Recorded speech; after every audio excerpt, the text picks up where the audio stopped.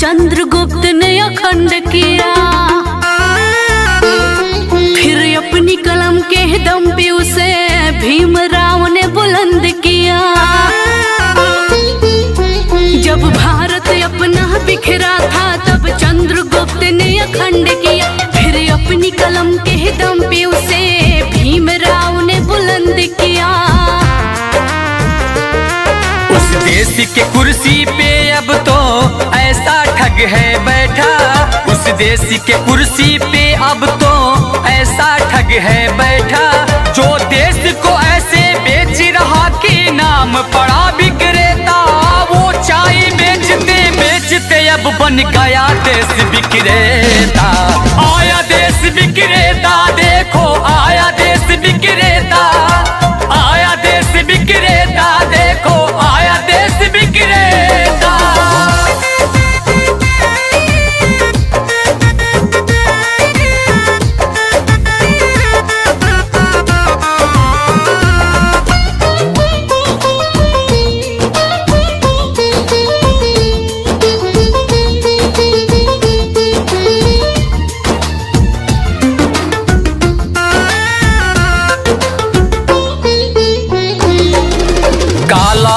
लाऊंगा कह के भारत का कोष भी साफ किया, श्रमिकों को भूखे मार रहा, धनिकों का कर्ज भी माफ किया।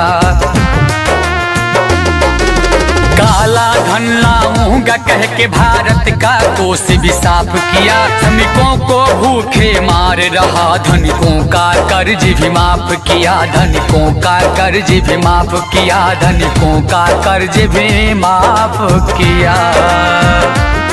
लाखों का सूट पहन के भी खुद को फकीर है कहता, जो देश को ऐसे बेच रहा कि नाम पड़ा विक्रेता। वो चाय बेचते बेचते अब बन गया देश विक्रेता। आया देश विक्रेता, देखो आया देश विक्रेता, आया देश विक्रेता, देखो आया देश विक्रेता।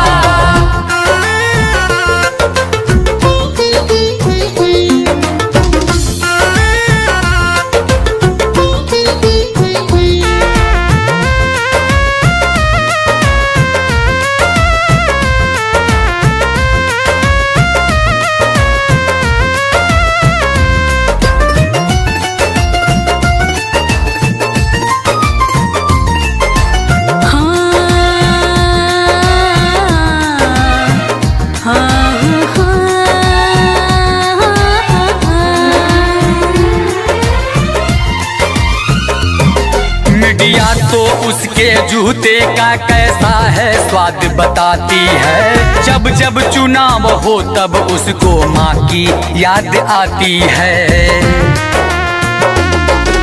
मीडिया तो उसके जूते का कैसा है स्वाद बताती है, जब जब चुनाव हो तब उसको माँ की याद आती है, माँ की याद आती है, माँ की याद आती है। किसी का संग दिल पति है तो वो किसी का मतलबी बेटा, जो देश को ऐसे बेच रहा कि नाम पड़ा विक्रेता। वो चाय बेचते बेचते अब बन गया देश विक्रेता।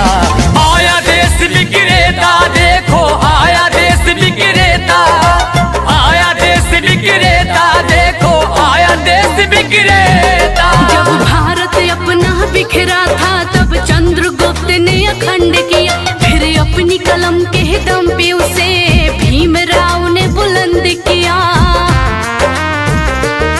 उस देश के कुर्सी पे अब तो ऐसा ठग है बैठा, उस देश के कुर्सी पे अब तो ऐसा ठग है बैठा, जो देश को ऐसे बेच रहा कि नाम पड़ा विक्रेता।